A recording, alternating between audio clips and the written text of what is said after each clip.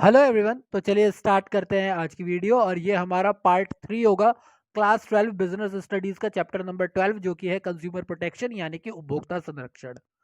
तो हमने जो सेकंड पार्ट किया था उसके अंदर हमने हमारे राइट्स के बारे में पढ़ा था, यानी कंज्यूमर के राइट्स के बारे में पढ़ा था कि कंज्यूमर के पास कौन कौन से अधिकार होते हैं और हमने 6 अधिकारों के बारे में पढ़ा था। और मैंने आपको लास्ट वीडियो में ये भी बोला था कि देखो अधिकार तो है ही है, लेकिन कोई भी अधिकार बिना दायित्व के नहीं दिया जाता, यानी कोई भी आपको राइट जो दिया जाता है बिना रिस्पॉन्सिबिलिटी के नहीं दिया जाता है। तो चलिए आज हम जानते हैं कि हमारे पास क्या रिस्पॉन्सिबिलिटी है, यानी एक कंज्यूमर की क्या क्या रिस्पॉन्सिबिलिटी होती है। तो पहली बात तो ये, हमारे पास 6 राइट है और 7 रिस्पॉन्सिबिलिटीज है। चलिए पढ़ते हैं उनको।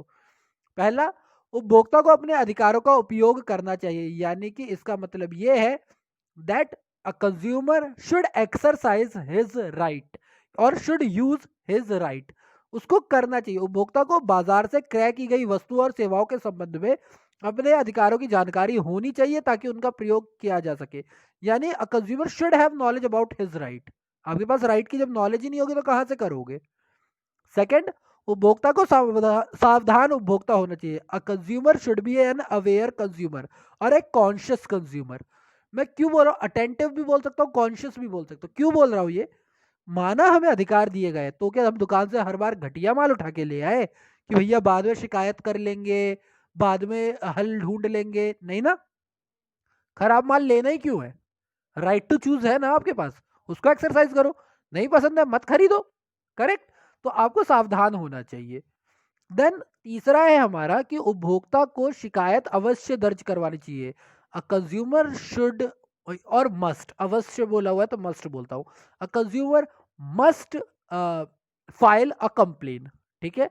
प्राप्त की गई वस्तु, किसी वस्तु या सेवा से कमी निकलने पर उपभोक्ता को उपयुक्त फोरम में, यानी जो भी हमारा कंज्यूमर फोरम हो या कोई भी अप्रोप्रिएट फोरम हो, उसके अंदर जरूर कंप्लेन करवानी चाहिए। It's very important.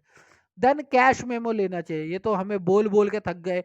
Nayak movie हो उसमें अनिल कपूर बोल के थक गए, सरकार कई बार बोल के थक गई है और मैं भी इस बार बोलता हूँ, जब भी आप कोई सामान लेते हैं तो आप कैश मेमो लेने पर फोकस कीजिए।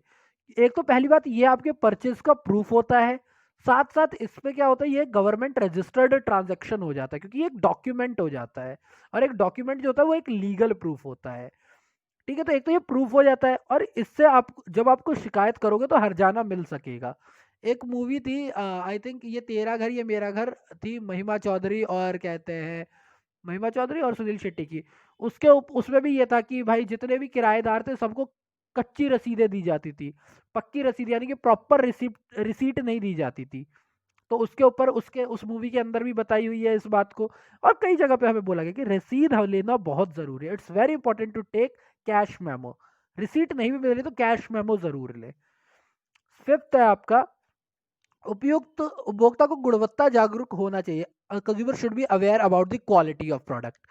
उपभोक्ता को केवल मानक वस्तुएं ही खरीदनी चाहिए, यानी कि consumer should always buy only standard product. मानक वस्तुएं यानी स्टैंडर्ड प्रोडक्ट, जैसे कि बिजली के ऊपर आईएसआई का मार्क ये वाला होता है ना, आईएसआई का mark, I think something like this he होता है। खाद्य उत्पादों पे एफपीओ का निशान होता है हमारा, समथिंग लाइक दैट होता है, ऐसा वकील वाला होता है I think, something like that ऐसा होता है। गहनों के ऊपर हॉलमार्क होता है, ये रहा हॉलमार्क का निशान। ठीक है। हॉलमार्क का निशान ये जरूर देखना चाहिए, यानी कि उसे वस्तु की गुणवत्ता के बारे में सदैव जागरूक होना चाहिए। अब यहाँ पर कुछ सिंबल दे रखे हैं। ये जो पहला है ये आपको दे रखा है हॉलमार्क, ये गहनों पे लगता है। ये है एगमार्क, ये आपका जो एगमार्क है ये हमारा किसके ऊपर लगता है, एग्रीकल्चरल प्रोडक्ट के ऊपर लगता है। एफएसएसएआई ये फूड प्रोडक्ट्स के ऊपर लगता है, जो हमारे स्टैंडर्ड मैन्युफैक्चर्ड फ्रूट और वेजिटेबल होते हैं, जैसे आपके जैम वगैरह हो गए। और आईएसआई तो आपको पता ही है इलेक्ट्रिकल गुड्स पे मिलता है।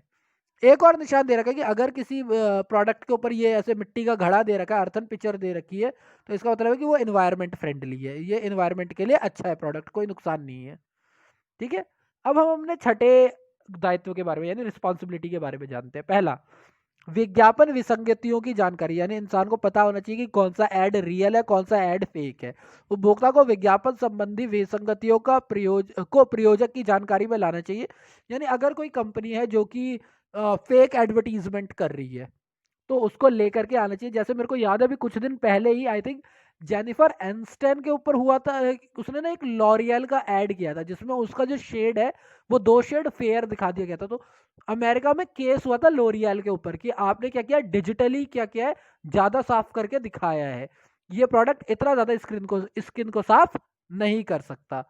तो आपको पता होना चाहिए, और इस चीज को लॉरियल के उन्होंने शिकायत दर्ज की लॉरियल के लिए, और वो ऐड बंद हो गया, नया ऐड बना उसकी जगह। देन 7th, अपने कानूनी अधिकारों का प्रयोग करना। मैंने जो बोला कि आपके जो भी लीगल राइट्स है आपको उनको एक्सरसाइज करना चाहिए। यदि निर्माता या क्रेता द्वारा उपभोक्ता के किसी अधिकार का उल्लंघन किया जा रहा है,